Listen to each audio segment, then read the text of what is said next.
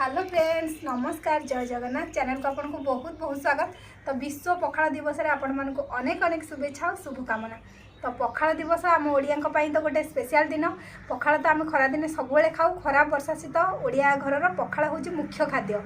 तो पखाल दिवस जेहेतु गोटे अच्छी मार्च 20 को तो से मार्च 20 टा को टे स्पेशल करने मैंने पखाल दिवस करा जाए कि पखाल तो आम सब खाऊ सेमती किसी ना आम ओडिया आम पखाल भारी बढ़िया।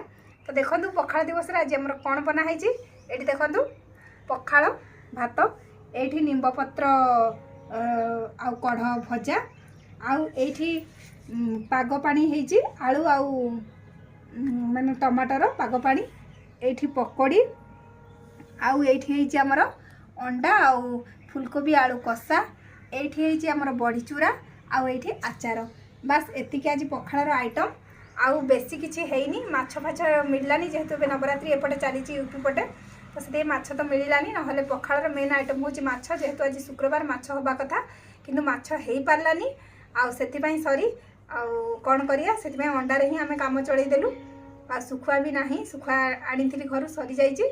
तो एगेन आपण को पखाल दिवसर अनेक अनेक शुभेच्छा शुभकामना।